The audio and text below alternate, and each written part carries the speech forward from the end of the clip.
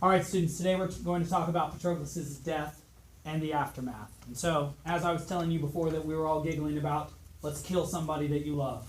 So, before we kill someone you love, let's talk about the death of someone who we highly respected, Sarpedon. So let's recall how fate is going to work and play out according to the will of Zeus, as he explained to Hera, is this. First, Patroklos needs to go back into the battle. He has done that.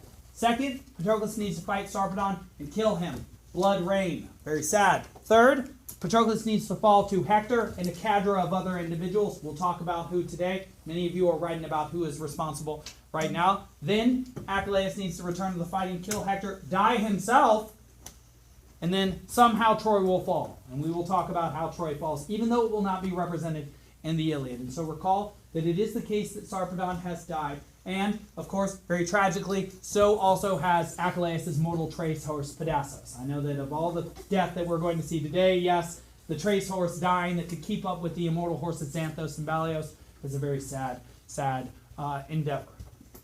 And so there was a major fight over Sarpedon's body. Eventually he is stripped. However, which god is sent to take his body from the fray back to Lycia for an appropriate burial?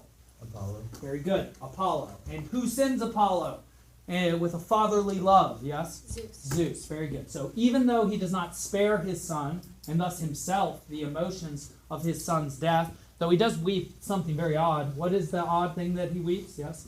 Blood, rain. And a very good question you've often asked, or students have often asked in the past is it ichor rain or blood rain? I think it's clearly red, blood, misty rain. And if you wanted to think about that in sort of a physical way, it might mean that there was a wind coming off the beach and that there was so much blood in the air that it caused like a bloody, windy sort of haze to go around. Though naturalistic interpretations like those are sometimes weak, sometimes it's sort of interesting to think about them. So, here is a big quote that many of you are going to want to look at who are writing about Patroklos. You're going to write this down. Book 16, lines 685 to 691, Patroklos explicitly disobeys Achilles. In fact, let me just read that to you, because if you are writing that Patroklos is at fault for his own death, you will get very happy right now. If you're writing that Zeus is at fault, you will also get very happy, because there are multiple ways that you can interpret this. And so actually it starts around 684. But Patroklos, with a shout to Automedon and his horses, went after Trojans and Lycians in a huge blind fury, besotted. That means drunk. Had he only kept the command of Peliades, Achilles, he might have got clear away from the evil spirit of Black Death. But always the mind of Zeus is a stronger thing than a man's mind. He terrifies even the warlike man. He takes away victory, page turn, lightly, when he himself has driven a man into battle, as now he drove on the fury in the heart of Patroklos. And then we get a bit of apostrophe that comes right after, something we'll see often in Dante, where the author directly addresses a character or the reader. Then who was it you slaughtered first, second person? Who was the last one, Patroklos? As the gods called you to your death. Adrestos first, and after him Autonous, and then Echeclos, Paramos, son of Megas, Epistor, Melanopos, you don't need to know all these. And after these, Elastos, Mulius, Pilartes, these he killed, while each man of the rest was bent on escaping. All right, very good, very good, very good. There the sons of the Achaeans might have taken towering Ilion, under the hands of Patroklos, who raged with the spear before them, had not Phoebus Apollo taken his stand on the strong-built tower with thoughts of death for him, but help for the Trojans. 3 times Patroklos tried to mount the angle of the towering wall, and 3 times Phoebus Apollo scattered him backward with the immortal hands beating back the bright shield. All right, I'll stop quoting for now. And so, as we know, Achilles said, Patroklos, should you push back the Trojans, which I expect you will, do not go beyond the gates of the Achaeans, because A, you will take glory away from me if you sack Ilion, and I'm your best friend, so you don't want to do that. And the whole reason I'm letting you go is so that you can help the Achaeans, but that I can still win honor. So he wants to have his cake and eat it too. He wants to speak out of both sides of his mouth, as it were, some would say of him. But the other reason is out of affection for Patroklos, because if Patroclus attempts to take the wall of Troy, who hangs out on the wall of Troy, who is very powerful and can kill you? Yes. Apollo, the strongest god on the Trojan side. We've messed with Ares. We can stab Ares and get him off the battlefield. We've messed with Aphrodite. We can stab her and get her off the battlefield. We cannot stab Apollo. He is too strong. God of light and the sun, the archer. He sees us coming. There is no way Patroclus will even touch him. And so Patroclus finds himself in a very bad spot. Apollo spreads confusion among the Achaeans as they approach the gate. And Patroclus jumps down from his chariot. And then a very odd moment in the Iliad happens. A moment that students often ask me about for multiple reasons. What seems to happen is that Apollo, in the form of, say, mist or something invisible, and you might take this to be something happens that is completely unexpected to Patroclus.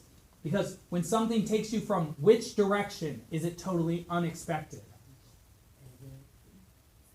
From behind, right? And from behind, all of a sudden, Patroclus will be smacked by Apollo. That's how it's described. His helmet goes flying off, and it's not his helmet, it's whose helmet?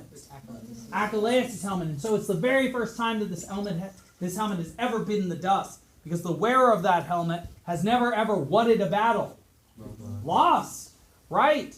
And also, his chest plate, the clasps are broken. He's totally vulnerable and exposed. And you might say that this entire scene is a perfect metaphor for the two heights and depths, or the heights and the depths, the two extremes of battle. Think about it. On the one hand, there's how Hector has been feeling and how Patroclus has been feeling. He just killed 36 men, 4 different swathes of 9. He's probably feeling pretty how after doing that. Happy. Not just happy, probably godlike. Like he's invincible. He's even wearing Achilles' armor. He's not listening to Achilles. Does he seem like he probably felt like he was invincible? Could not be hurt by anyone, even the gods. How wrong was he? Well, let's see. Is not the opposite edge of battle to be totally vulnerable and disoriented and to have no idea what is going on and no ability to protect yourself? Is that also an aspect of battle? Is that utterly terrifying? He deals with both extremes, and I think that's what makes this part so sad. He is a prefiguration of which character in this way? Who knows the heights and glories of battle, but will be brought utterly low. And after Patroclus dies, will soon after die himself. Achilles. Not Achilles necessarily. Hector, yes. Hector, who has been pushed forward by the will of Zeus, unbeknownst to him. He will soon taste the bitter edge of a spear. What's the bitter edge of a spear? The spear end, right. Not the handle ends. Good. He'll be feeling the spear rather than giving out the feel of the spear. And okay. So Apollo sneaks up on Patroclus, slaps him on the back, breaks his corselet, and knocks his helmet off. And then a young man, his name is Euphorbus, sees him. And oh my goodness, this is his shot. He's young. He's very like whom? When I hear that he is a young field marshal who is making his way up the Trojan ranks. He's recently killed 20 men in this battle. Yes? He's very like Diomedes. And so he comes behind Patroclus and stabs him in the back. Is that a fair way to attack Patroclus? No. Is that definitely a legitimate way, however? Yes, not going to win him eternal glory, but definitely he has put a spear in the back of the greatest Achaean champion on the field, who is right at the gates of Troy. It was a big deal and a very, very excellent thing for him to have done. This is the interesting part. You stab someone in the back, are they going to be much of a threat to you afterwards? Yes. No, probably not, because they're probably going to fall over and what? That said, Patroclus is so scary and terrifying that Euphorbus does not even take the time to take his spear out of Patroclus' back. So Patroclus, I think the spear falls out, but he's trying to limp away back into the crowd. But who sees him? Who's been looking for him? Like a hungry lion. Hector. And let us see the fall of a great man. Let's start around line 816 or so. Let's all take out our books and do this together. Let's be in this together. It's page 373 in the Lattimore.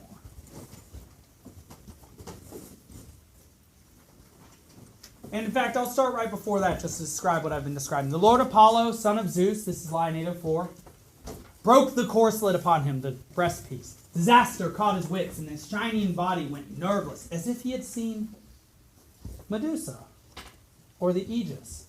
He stood stupidly, and from close behind his back a Dardanian man hit him between the shoulders with a sharp javelin. Euphorbus, son of Panthous, who surpassed all men of his own age with the throwing spear, and in horsemanship and the speed of his feet, he had already brought down 20 men from their horses since first coming, with his chariot and his learning in warfare. He hit first you with a thrown spear, O rider Patroklos, nor broke you, but ran away again, snatching out so he does get the spear, snatching out the ash spear from your body, and lost himself in the crowd, not enduring to face Patroklos naked as he was in close combat. So he stabs him, takes his spear back, runs away from Patroklos. That's a lot of respect. Now Patroklos, broken by the spear and the god's blow, line 816, tried to shun death and shrink back into the swarm of his own companions. You can only imagine what thoughts must be going through his head. Probably thoughts about Achilles and seeing him again and be, well, it's very interesting whether at this moment he is thinking thoughts of getting back to Achilles or whether he has consciously understood that he will probably die or not. It does not look like that with this running. But Hector, when he saw high-hearted Patroklos trying to get away, saw how he was wounded with a sharp javelin, came close against him across the ranks, and with the spear stabbed him in the depth of the belly and drove the bronze clean through. He fell thunderously to the horror of all the Achaean people. This is that moment in the movie where everybody is slow motion gasping. We're hearing Requiem Lacrimosa again. It's like, na, na, na, na, na, and we're all like, no, this is terrible.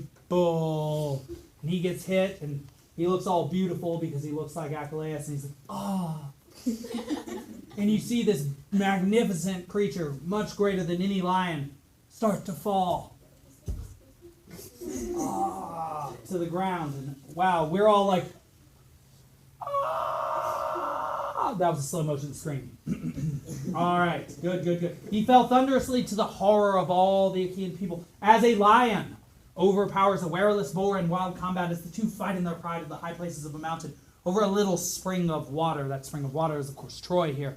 Both wanting to drink there, and the lion beats him down by force as he fights for his breath. So Hector, Priam's son, with a close spear stroke stripped the life from the fighting son of Menetius, who had killed so many, and stood above him and spoke aloud the winged words of triumph. So, champion battle, you always get the final conversation after the conclusion. Patroklos, listen to the arrogance dripping from Hector's voice here, as if he had accomplished this of his own will.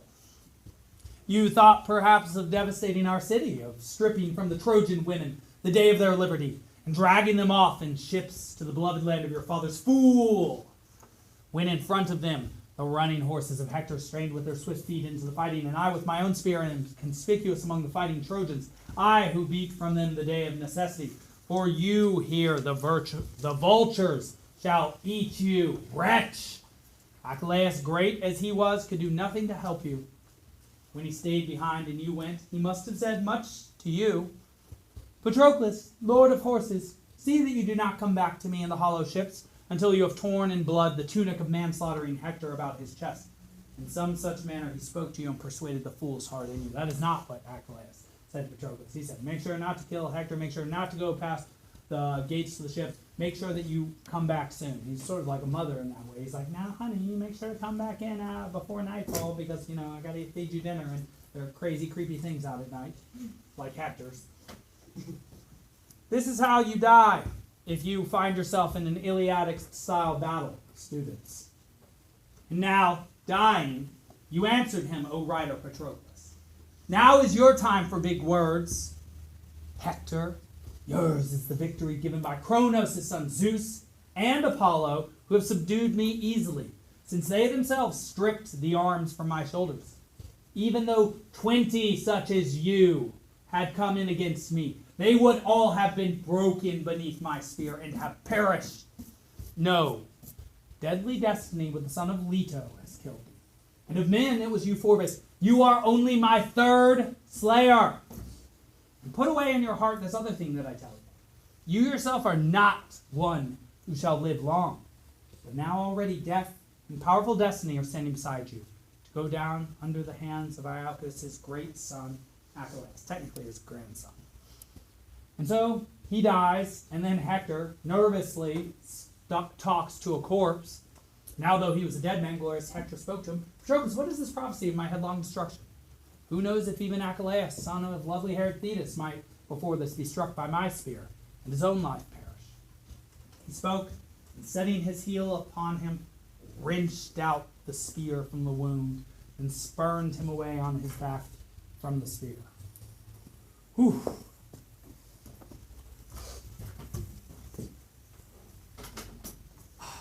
Awkward. What do you say after a death like that? Well, what is there to say? What is there to say? Patroclus has prophesied the death of Hector. We know that that is coming. We know that Patroclus is now gone. Now we have to make some decisions about the sort of man that we thought he was. For now, let's just move forward. We have one.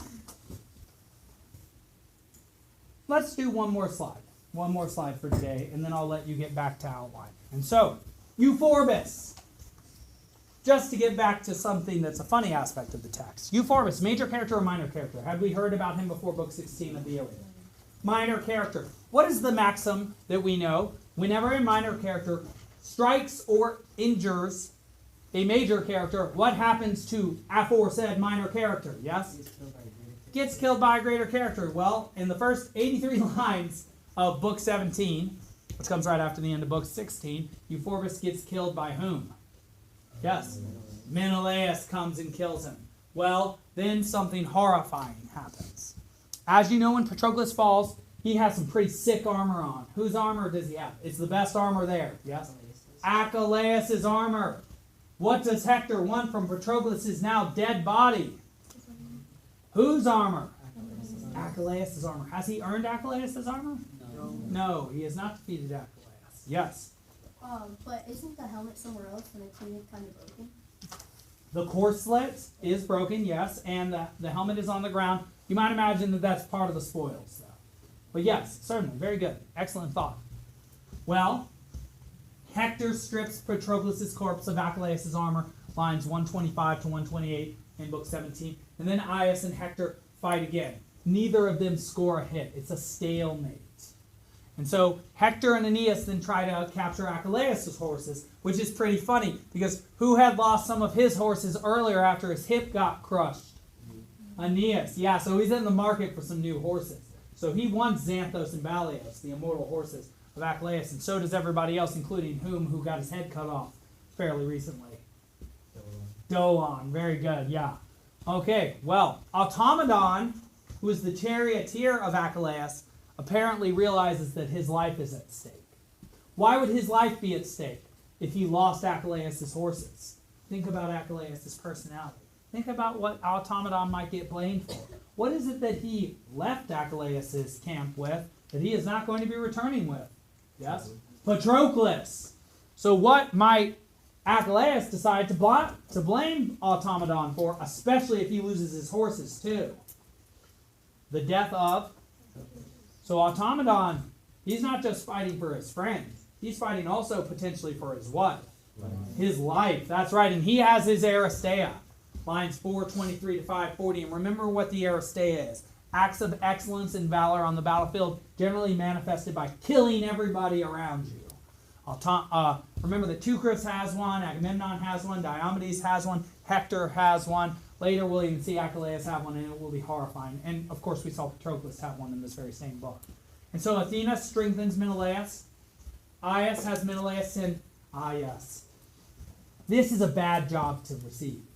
So now that Patroclus has fallen, we need to go, somebody has got to break the news to whom? Okay, I want you all to think.